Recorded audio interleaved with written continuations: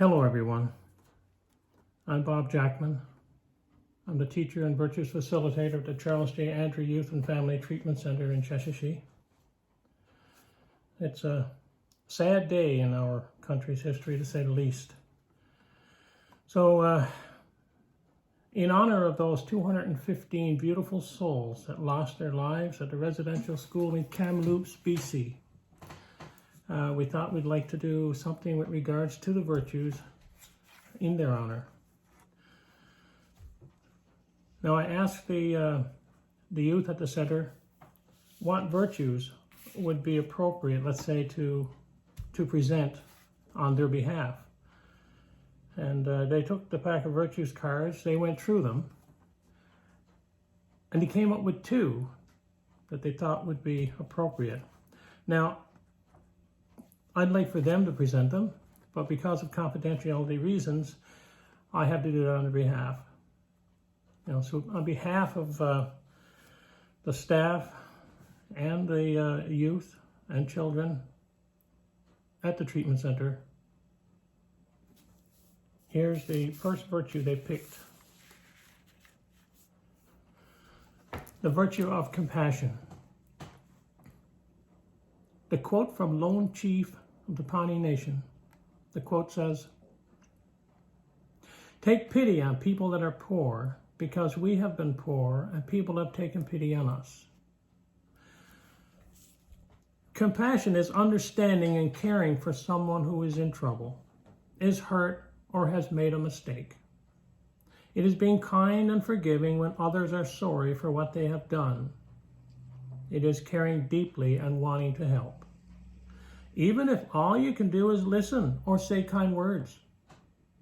It is important to show compassion to others and also to yourself.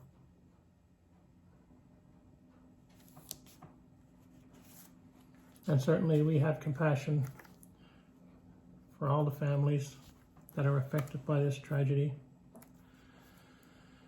And the second virtue they picked was forgiveness. And the quote here is a Native American prayer. It says, "If mine enemy is weak and faltering, help me to the good thought that I forgive him." And the virtue says, "Being forgiving is overlooking the mistakes of others, overlooking the mistakes others make, and loving them just as much as before. You can even forgive yourself when you do things you are sorry for. Forgiving yourself means to stop punishing yourself or feeling hopeless because of something you did. It is moving ahead, ready to do things differently, with compassion for yourself and faith that you can change."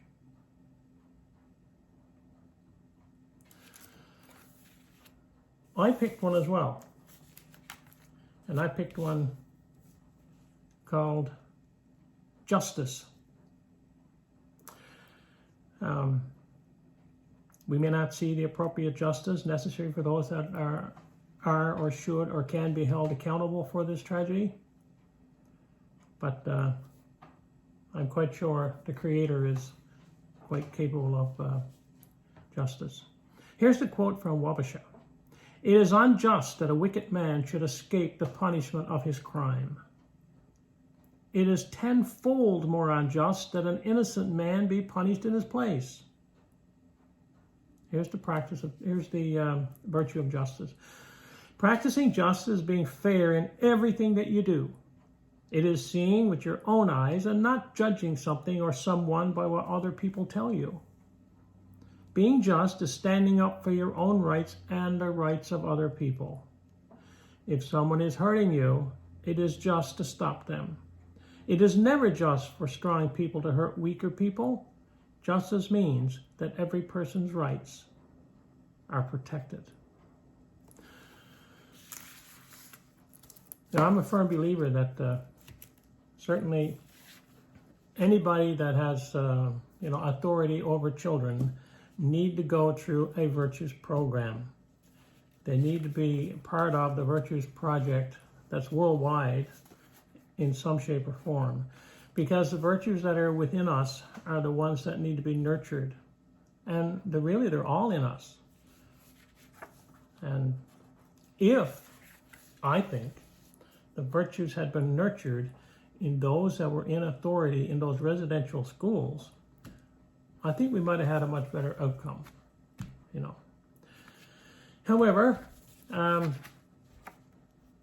this is something, of course, that will never be forgotten. And we are certainly, everybody, I think, feels this, because it's, you know, it not only Canada-wide, I think, you know, people that hear about this all over the world are affected by what happened. So,